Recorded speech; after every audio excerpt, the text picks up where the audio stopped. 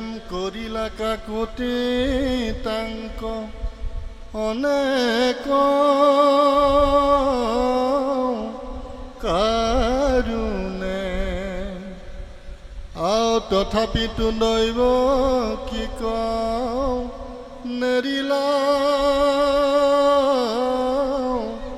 দাৰুণে কংস ঘাটুক পৰাই দেখি বসুদেৱে দুনাই চিন্তিলা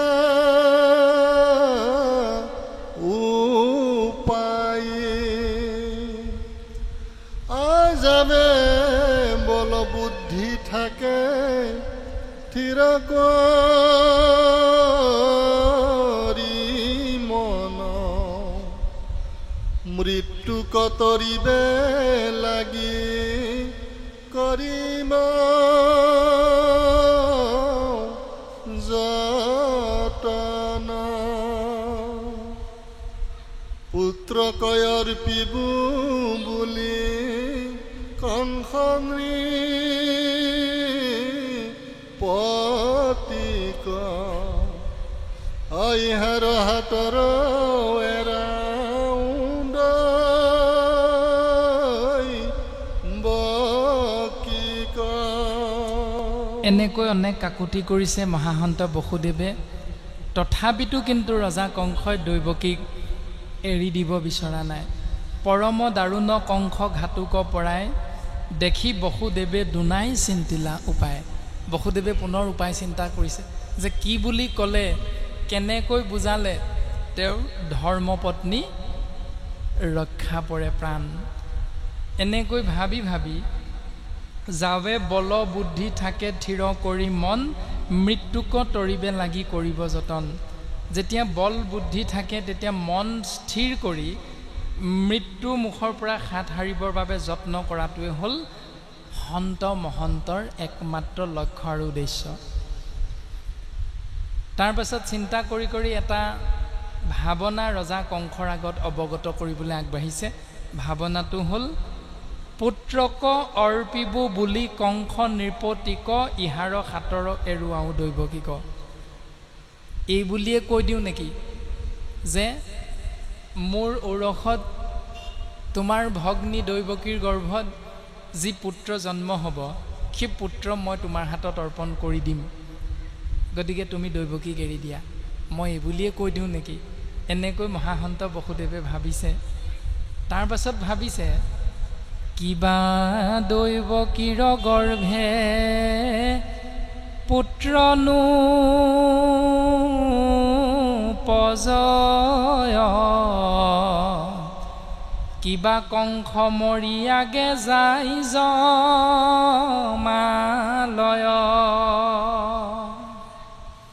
কিজানি দৈৱকীৰ গৰ্ভত পুত্ৰ জন্ম নহয় কিজানি দৈৱকীৰ গৰ্ভত পুত্ৰ জন্ম হোৱা আগতেই কংসৰ মৃত্যু হয় কংস কিজান তাৰ আগতেই মৰি থাকে কোনে জানে বাৰু এনেকৈ মহাসন্ত বসুদেৱে মনেৰে ভাবিছে ভাবি ভাবি কংসৰ চৰণত পুনৰ সেৱা আগবঢ়াবলৈ গৈছে ৰাম কংস যেবে নমৰয় পুত্ৰ হুৱে জাত তাৰে হাতে হৈ কিবা আৰে কন্ধ পাত কংস যেনিবা নমৰেও দৈৱকীৰ যদি পুত্ৰও হয় কিজানি আকাশবাণীয়ে কোৱা মতে দৈৱকীৰ পুত্ৰৰ হাতত কংসৰ মৃত্যু নহয় কিজান এনেকুৱা উগুল থুগুল ভাৱনা বসুদেৱৰ মনলৈ আহি আছে কৃষ্ণ এই ৰাম কোনে বুজিবে বিপৰীত দৈৱ গতি ইহেন পৰা মৰিষ কৰিয়া মহামতী আৰাম দহে অন্তৰ্গতে মন মুখত হাসন্ত ঘাটুক কংস কহেন অশুনাই বুলি লান্ত শুনিলাহে ৰাজা যেন অয়াকাশী বচন আদৈব কীট হন্তে নাহি তোমাৰ মৰণ তাহান পুত্ৰত যেবে ভৈল মৃত্যু ভয় সম্পিবু তোমাতৈ উপজিলে পুত্ৰ ছয় আহেন শুনি দৈব কি কওঁ এৰি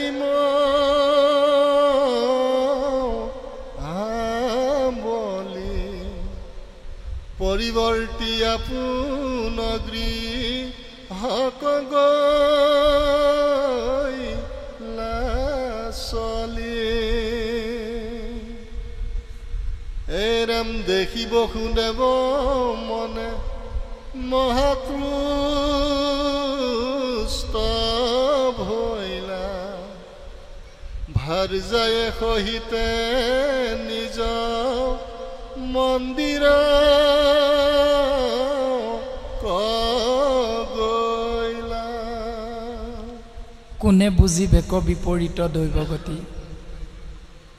যে ঈশ্বৰৰ ইচ্ছাৰ কথা জানিব পৰা শক্তি এই সংসাৰত জীৱৰ নাই হেন পৰামৰ্শ কৰিয়া মহামতি এনেকুৱা এটা পৰামৰ্শ কৰিবৰ বাবে মহাসন্ত বসুদেৱ আগবাঢ়িছে কংসৰ লগত দহে অন্তৰ্গতে মন মুখত শাসন্ত অন্তৰত দুখ কিন্তু মুখত হাঁহি ঘাটুক কংসক হেন শুনাই বুলি লন্ত ঘাতকৰূপী কংসক শুনাই সন্ত বসুদেৱে প্ৰকাশ কৰিছে শুনিলাহা ৰাজা যেন আকাশী বচন দৈৱকীত সন্তে নাহি তোমাৰো মৰণ হে ৰাজন তুমি জানো আকাশবাণী নুশুনিলা ভালকৈ আকাশবাণীয়েতো কৈছিল যে দৈৱকীৰ পৰাতো তোমাৰ মৃত্যু ভয় নাই মৃত্যু ভয় আছে দৈৱকীৰ গৰ্ভজাত সন্তানৰ পৰাহে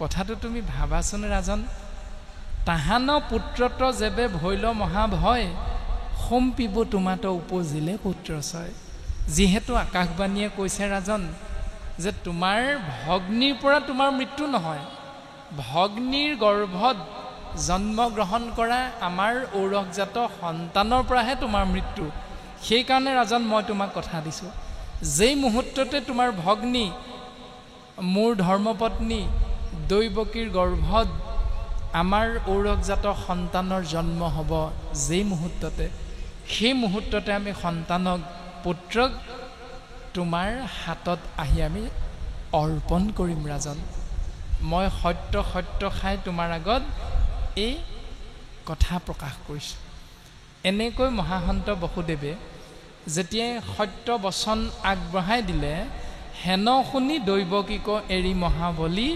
পৰিৱৰ্তি আপোন গৃহক গৈলা চলি আৰু তেতিয়াই ৰজা কংস পতিয়ন গ'ল কাৰণ বসুদেৱ এলাবেচা ব্যক্তি নহয় বসুদেৱ সন্ত বসুদেৱে যি ক'ব তাক পালন কৰে আপুনি আচৰি ধৰ্ম আনকো শিকায় সেহি ভাগৱত ধৰ্ম জানা নিমিৰাই নিজে কোৱা কথাখিনি নিজে পালন কৰিব লাগিব যদি প্ৰাণজিৎ নামৰ শৰীৰটোৱে ইমান পৰে কৈ থকা কথাখিনি প্ৰাণজিৎ নামৰ শৰীৰটোৰ গৃহলৈ গৈ আপোনালোকে যদি তাৰ এটাও দেখা নাপায় তেতিয়াহ'লে আমি কোৱা কথাখিনি কোনো মূল্য নহ'ব ইয়াৰ কোনো মূল্যাংকন নহয় গতিকে ভাগৱত ধৰ্ম সেইটোহে যে কোৱা কথাখিনি আমি আখৰে আখৰে পালন কৰিবলৈ শিকিব লাগিব যত্ন কৰিব লাগিব চেষ্টা কৰিব লাগিব আৰু যিজনে সেই পালনৰ ক্ষেত্ৰত নিজকে সুস্থিৰভাৱে আগবঢ়াই দিব পাৰিছে তেওঁকে শাস্ত্ৰই সন্ত মহন্ত বুলি প্ৰশংসা কৰিছে আৰু তেওঁ পালন কৰা সেই নিয়মটোকে ভাগৱত ধৰ্ম হিচাপে ভাগৱতে অৱগত কৰিছে গুৰুজনে আমাক কৃপা কৰি প্ৰদান কৰিছে তাৰ পাছত কংস নিজ স্থানে গুচি গ'ল নিজৰ ৰাজ্যলৈ আৰু আনন্দিত হৈ দেখি বসুদেৱ মনে মহাতুষ্ট ভৈলা ভাৰ্যাই সহিতে নিজ মন্দিৰক গ'লা। তাৰপাছত ধৰ্মপত্নী দৈৱকীক লগত লৈ মহাসন্ত বসুদেৱ নিজৰ গৃহৰ ফালে গুচি গ'ল। বৰ্তমান পদে ইমানখিনিলৈকে আমাক প্ৰকাশ কৰিছে। ৰাম কটু দিন অন্তৰে লৈ বকিম ধন্যা জন্মিলন্ত অষ্টপুত্ৰ আৰু কইনা কীৰ্তিমন্ত নামে পুত্ৰ ভৈল প্ৰথমত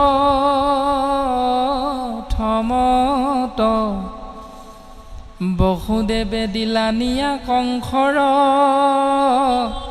হাতত। মেৰিলন্ত পুত্ৰ স্নেহ অসত্য কদৰে কোননো দুষ্ট জয় আছে হৰি ভকতৰে।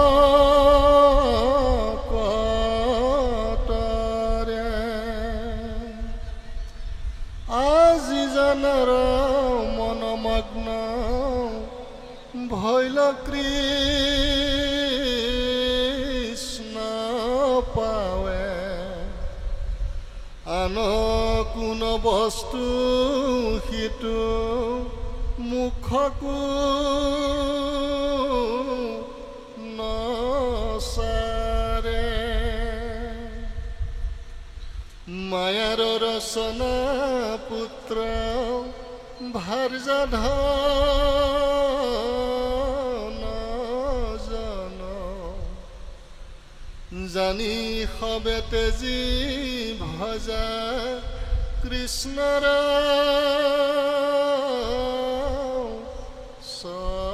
চৰণ। কংসে বোলে বসুদেৱ কিনো পুণ্যশালী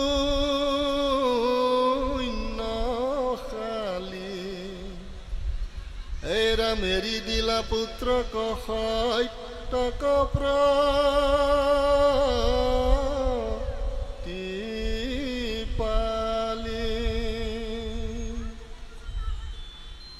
ৰাম হাসি বোলৈ ন্যায়ীটো চোৱাল তোমাৰ আতহন্তে কিছু ভয় নাহিকে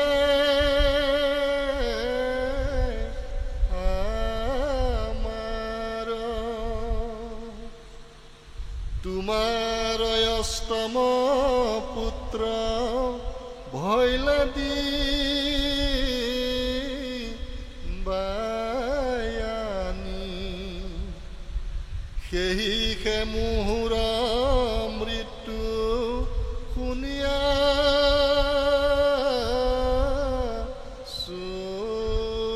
সুবানী। এৰাম হেন শুনি বসুদেৱ পুত্ৰকুলে ধৰি আপোন গৃহ গৈলা মনু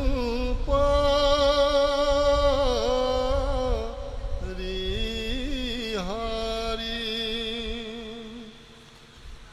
নগৈলা সঞ্জাত কুৰ কংসৰ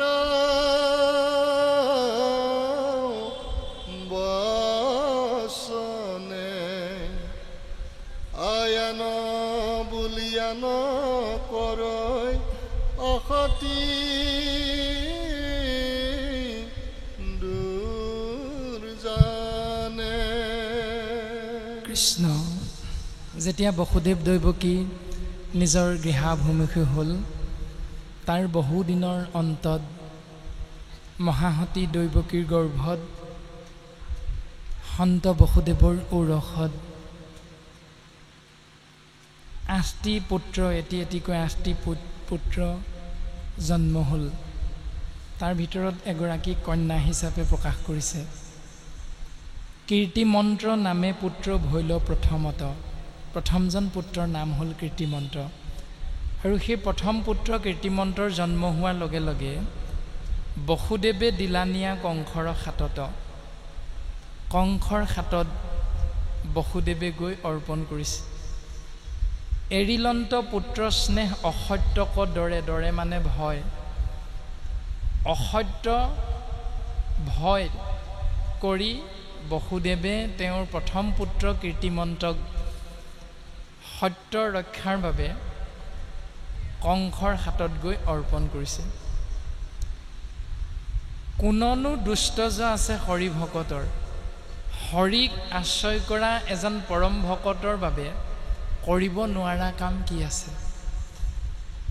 ভক্ত প্ৰহ্লাদে ভগৱন্তৰ নাম আশ্ৰয় কৰাৰ পাছত পিতৃ হিৰণ্যকশিপুৰে যিমান অত্যাচাৰ উৎপীড়ন চলালেও প্ৰহ্লাদৰ কিন্তু একো হোৱা নাছিল। ঠিক তেনেকৈ মহাসন্ত বসুদেৱেও পুত্ৰ মোহত পৰি সত্যৰ পৰা বিচলিত হোৱা নাছিল। সেইকাৰণে সত্য ৰক্ষা কৰিব পাৰিছিল, কিয়নো তেওঁ পৰম ঈশ্বৰৰ ভকত আছিল। তেওঁ বুজি পাইছিল সমস্তখিনি কথা, যে মায়াৰ ৰচনা পুত্ৰ ভাৰ্যা ধনজন, জানি সবে তেজী ভজা কৃষ্ণৰ চৰণ। এই সমস্তখিনি মায়াৰ ৰচনা, একো একোটা সপোন। গতিকে এইবিলাকৰ পৰা যদি ওলাই আহিব বিচাৰা, তেতিয়াহ'লে একমাত্ৰ সত্য হ'ল কৃষ্ণ তত্ত্ব। কৃষ্ণৰ চৰণ চিন্তা কৰাটোৱে হ'ল সন্ত মহন্তৰ একমাত্ৰ ভাৱনা। তাৰ পাছত কংসই কি কৰিছে? কংসে বোলে বসুদেৱ কিনো পুণ্যশালী, এৰি দিলা পুত্ৰক সত্যক প্ৰতিপালি। হেৰা সন্ত বসুদেৱ, তোমাক কিন্তু মানিছোঁ দেই। তুমি মোক সেই তাহানিতে কৈছিলা, এতিয়াতো মোৰ সেইটো খং নাথাকিবও পাৰে, তথাপিতো তুমি সেই পূৰ্বতে মোক দিয়া কথা মতে তোমাৰ পুত্ৰ জন্ম হোৱাৰ লগে লগে তুমি মোৰ হাতত আনি অৰ্পণ কৰিছা। তোমাক কিন্তু মই মানিছোঁ বসুদেৱ। এই বুলি কংসই বসুদেৱক প্ৰশংসা কৰিছে। আৰু প্ৰশংসা কৰি কি বুলি উত্তৰ দিছে? আত এৰি দিলা পুত্ৰক সত্যক প্ৰতিপালে, সাখিবলৈ ন্যায়টো চৱাল তোমাৰ। হাঁহি হাঁহি কৈছে, তোমাৰ পুত্ৰক তুমি লৈ যোৱা বসুদেৱ। বোলে কিয়? আতহন্তে কিছু ভয় নাহিকে আমাৰ। প্ৰথম সন্তানৰ পৰাতো মোৰ কোনো ভয় নাই, কাৰণ আকাশবাণীয়ে কৈছে অষ্টম সন্তানেহে মোক বধ কৰিব, মোৰ প্ৰাণ বৰি 8 নম্বৰ পুত্ৰহে। গতিকে ইয়াৰ পৰা মোৰ কি ভয় আছে? তো ইয়াক তুমি লৈ যোৱা, মোক দৰকাৰ নাই ইয়াক। 8 নম্বৰটো কিন্তু আজি দিয়াৰ নিচিনাকৈ দিবলৈ নেপাহৰিবা। এই বুলি সোঁৱৰাই কংসই বসুদেৱক ধন্য ধন্য বুলি প্ৰশংসা কৰি পুত্ৰ সহিতে বসুদেৱক বিদায় দিছে। হেন শুনি বসুদেৱ পুত্ৰ কোলে ধৰি, আপোন গৃহক গৈলা মন্য পৰিহৰি। মনত যিমান দুখ আছিল, সমস্ত দুখ সেই মুহূৰ্ততে ত্যাগ কৰিছে। ত্যাগ কৰি আনন্দত উৎফুল্লিত হৈছে যে ইতিমধ্যে মই পুত্ৰ স্নেহ এৰিছিলোঁৱে, এইটোতো মাৰিয়ে পেলালেহেঁতেন, কিনো আকৌ ভগৱানৰ ইচ্ছা হ'ল এইটো মনত সৎবুদ্ধি এটা উদয় কৰি দিলে যে এইটোৰ পৰা হেনো তাৰ মৃত্যু ভয় নাই।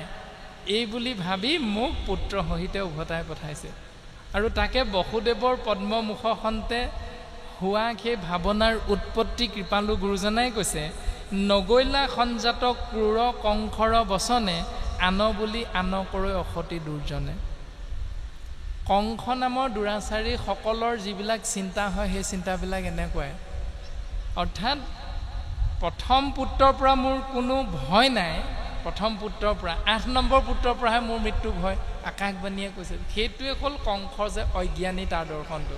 কাৰণ কৃষ্ণ তত্ত্ব আশা হেনো সবাৰো হৃদিত, তত্ত্ব নাপায় তোমাক বিচাৰো বাহিৰত। সন্তসকলে জানে কৃষ্ণ তত্ত্ব সকলোৰে হৃদয়ত আছে, সেইকাৰণে সমস্ত ভূততে সন্ত মহন্তসকলে কৃষ্ণময় দৰ্শন পায়। প্ৰমাণ হ'ল পৰীক্ষিত। যেতিয়া পৰীক্ষিতক ব্ৰাহ্মণৰ অভিশাপ হিচাপে তক্ষকৰূপী কালসৰ্পই দংশন কৰিবলৈ সন্মুখত উপস্থিত হৈছে ফেট তুলি, তেতিয়া বাকী ঋষিমুনিসকল অনুস্বৰ বৰ্গ পাৰিষদ বৰ্গই দেখিছে তক্ষক নামৰ সৰ্পটোক। কিন্তু কৃষ্ণ কথা শুনোতে শুনোতে শুনোতে শুনোতে ৰজা পৰীক্ষিতে নিজেও কৃষ্ণময় হৈ যোৱাৰ কাৰণে সাপটোৰ বিপৰীতে থিয় হৈ থকা দেখিছে কৃষ্ণক। বাকীসকলে সাপটো দেখিছে, কিন্তু পৰীক্ষিত নিজে কৃষ্ণময় হৈ গ'ল কৃষ্ণ কথা শুনোতে শুনোতে, আৰু সেইকাৰণে সাপটোৰ বিপৰীতে সেই ঠাইত কৃষ্ণক থিয় হৈ থকা দেখিছে। আৰু যেতিয়া সৰ্পটোৱে চৰণত বুঢ়া আঙুলিটোত খুট মাৰি দিছে, মানে দংশন কৰিছে, তেতিয়া বাকীসকলে কৈছে পৰীক্ষিতক খুটিলে খুটিলে পৰীক্ষিত মৰিলে। আৰু পৰীক্ষিতে দেখা পাইছে যে ভগৱন্ত কৃষ্ণই তেওঁৰ চৰণত চুমা খাইছে। এই যিটো দৰ্শন সন্ত মহন্তৰ দৰ্শন, সেইকাৰণে বসুদেৱে ভাবিছে এই মূৰ্খ কংসৰ স্বভাৱটো এতিয়াও নগ'ল। আৰু কি নগ'ল? এইটোৱে ভাবিছে 8 নম্বৰ পুত্ৰটোৰ পৰাহে তাৰ মৃত্যু হ'ব, কিন্তু বিহৰ যে সমস্তখিনি শত্ৰুৰ যে সমস্তখিনি পুলিয়ে পোখাই উঘালিব লাগে, এইটোৱে আজিও গম পোৱা নাই। সেই তেতিয়াই মই ক'লোঁ দিমহি বুলি, এইটোৱে নিজৰ ভগ্নীক নামাৰি পানি এৰি দিলে। আকৌ এতিয়া প্ৰথম পুত্ৰটো জন্ম হ'ল, দিলোহি, এইটোৱে আকৌ বধ নকৰি পানি মোৰ হাতত পঠিয়াই দিছে। কি জান 8 নম্বৰ পুত্ৰটো জন্ম হওঁতে এইকেইটা ডাঙৰ হয়গৈ, কংসটো বৃদ্ধ হ'ব, তেতিয়া কংসৰ বল শক্তি কমি যাব। এতিয়া 8 নম্বৰলৈকে পুত্ৰটো জন্ম হওঁতে মানে 7টা পুত্ৰৰ বল বীৰ্য কিমান হ'ব? এতিয়া 7টা পুত্ৰই কিজান কংসক হেঁচা মাৰি মাৰিয়ে পেলাই, এইটোতো সেইটো নেভাবিলে বাৰু। এই যিবিলাক মানে চিন্তা, এইবিলাক বসুদেৱে ভাবি ভাবি গৈ আছে যে এইটো কংস যি কংস, এইটো অজ্ঞানী যি অজ্ঞানীয়ে, এইটোৱে সেই কথাটো ভাবি নেপালে। আৰু ভাবি নেপায় আন বুলি আনকৰে অসতি দুৰ্জনে। তাৰমানে এইটোৰ পৰা মোৰ মৃত্যু ভয় নাই, এইটো আন, গতিকে 8 নম্বৰটোৰ পৰাহে মোৰ মৃত্যু ভয় আছে। ই এবাৰো নেভাবিলে যে কৃষ্ণ তুমি আছা খেনো সবাৰো হৃদিত, যে কৃষ্ণ তত্ত্ব সমস্ত ভূততে বিয়াপি আছো মই হৰি সবাকো মানিবা বিষ্ণু বুদ্ধি কৰি। কৃষ্ণ তত্ত্বই নিজে উদ্ধৱৰ আগত কৈছে মই নথকা জেগা ক'তো নাই, মই সকলোতে আছে। তাৰপাছত আকৌ সেইটোৱে ভয় কৰিছে 8 নম্বৰটোৰ কাৰণে। এই দৰ্শনটো বসুদেৱৰ চিন্তাত প্ৰকাশিত হৈছে। তাৰপাছত গুৰুজনাই ভাগি উপদেশ দিছে, অ শুনিও সৰ্বজনে কৃষ্ণৰ চৰিত আতপৰে আন পুণ্য নাহিকে কলিত। ও ৰাম লভি আছা জন্ম যিটো ব্ৰহ্মাৰ বাঞ্ছিত, জানি যত্নে কৰা পান কৃষ্ণ কথামৃত।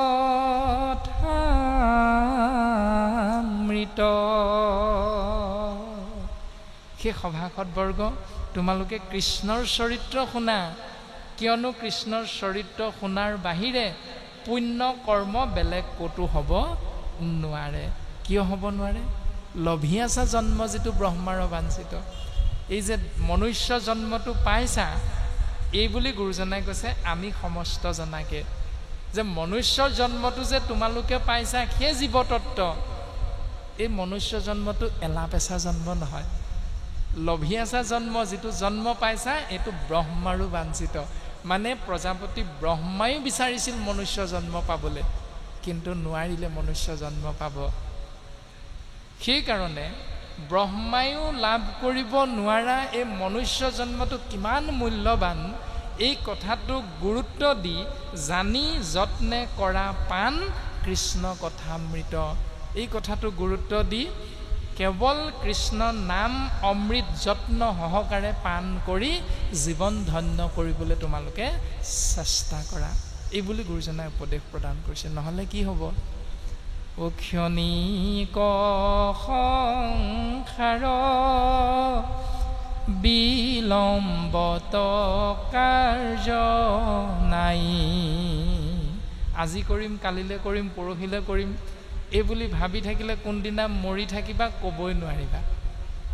ৰাৱণেও লক্ষ্মণক উপদেশ দিছিল ৰামৰ বাক্য ৰক্ষা কৰি, যে কোনো কাম আজি কৰিম কালিলৈ কৰিম বুলি পেলাই নথবা, কাৰণ মই স্বৰ্গলৈ যাব পাৰিম, স্বৰ্গত গৈ দেৱতাসকলক আক্ৰমণ কৰি মই মোৰ আধিপত্য বিস্তাৰ কৰিব পাৰিবৰ বাবে বা কৰাৰ মানসিকতাৰে স্বৰ্গলৈ যোৱা এখন খটখটি মানে এডাল জখলা বনাম বুলি মই এটা সিদ্ধান্ত লৈ আজি কৰিম, কালিলৈ কৰিম, অহা বছৰ কৰিম, পৰহিলৈ কৰিম বুলি পেলাই থোৱাৰ কাৰণে আজি মোৰ অৱস্থা।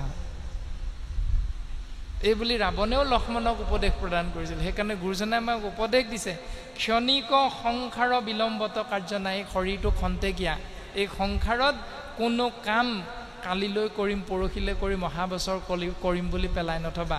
কোন মুহূৰ্তত মৰিবা কেতিয়াও গমেই নাপাবা। চিন্তা মনি জন্ম হেৰা হাততে হেৰাই। ব্ৰহ্মাৰ কৃপাত লাভ কৰা এই অমূল্য সম্পদৰূপী মনুষ্য শৰীৰটোৰ পৰা জীৱতত্ব কোনদিনা ওলাই যাব তুমি গমেই নাপাবা। হেৰা নাহিকে চেতন কাল অজগৰে গিলে, ধন জন জীয়ন যাইবে কয়ে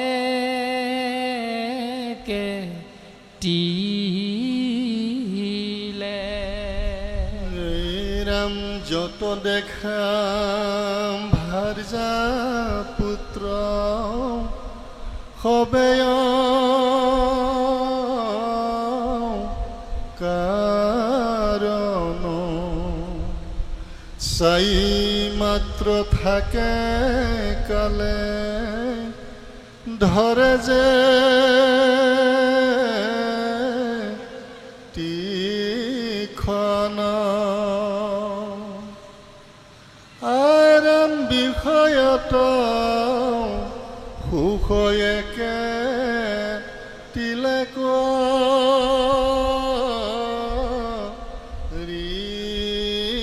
ঋষুৰ যমৰ কিংকৰে ধৰি নিবেজা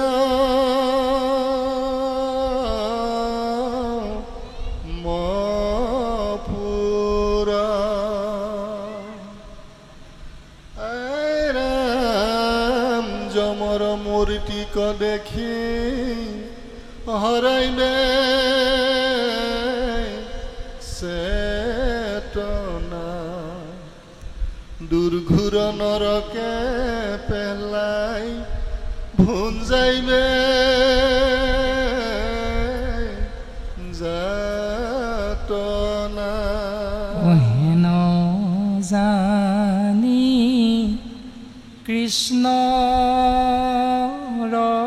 চৰিত্ৰ কৰা সাৰ তেবে তৰিবা ঘূৰ সংসাৰ নিকাৰ। বিচাৰি শাস্ত্ৰ পাইবা এহি যুগতি কৃষ্ণৰ নাম সাধে ভুকুতি মুকুতি কলিৰ পৰম ধৰ্ম জানা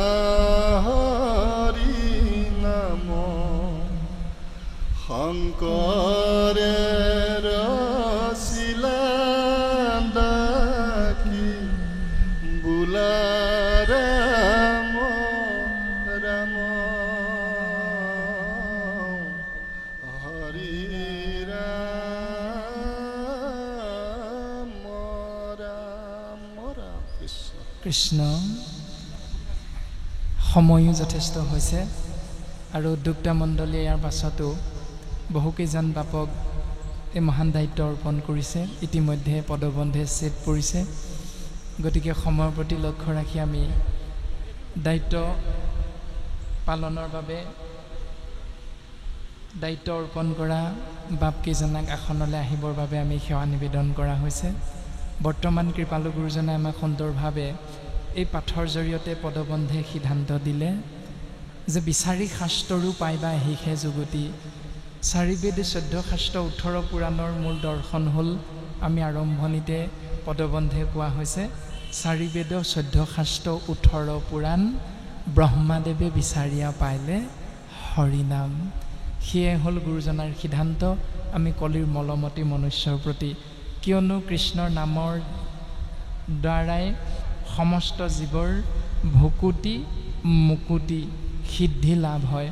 আৰু সেই নামেই হ'ল কলিৰ কৰাল গ্ৰাসৰ পৰা পৰিত্ৰাণ পাবৰ বাবে পৰম ধৰ্ম। কলিৰ পৰম ধৰ্ম জানা হৰি নাম, শংকৰে ৰচিলা ডাকি বোলা ৰাম ৰাম।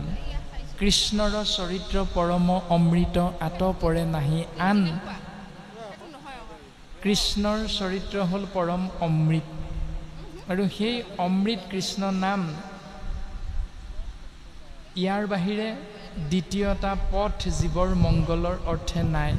কোটি কোটি তীৰ্থ তপ জপ যজ্ঞ হবেও নহি সমান। ইয়াৰ এটাও ভগৱন্তৰ নামৰ সমান হ'ব নোৱাৰে। কৃষ্ণ গুণনাম ধৰ্ম অনুপাম আকৌ হাৰ কৰি ধৰা, যত দেৱ ধৰ্ম দূৰতে তেজীয়া কৃষ্ণত ভকতি কৰা। 33 কোটি দেৱ দেৱতাৰ যি সেৱা পূজা, এই সমস্তখিনি ত্যাগ কৰি কৃপালু গুৰুজনাই কৈছে যে এক দেৱ এক সেৱ একত বিনে নাই কেৱ। সেন তত্ত্ব জানি চিন্তা চক্ৰ পানী, অনাদৰি আন কাম কৃষ্ণৰ কিংকৰে ৰচিলা শংকৰে ডাকি বোলহু ৰাম ৰাম, ডাকি বোলহু ৰাম ৰাম।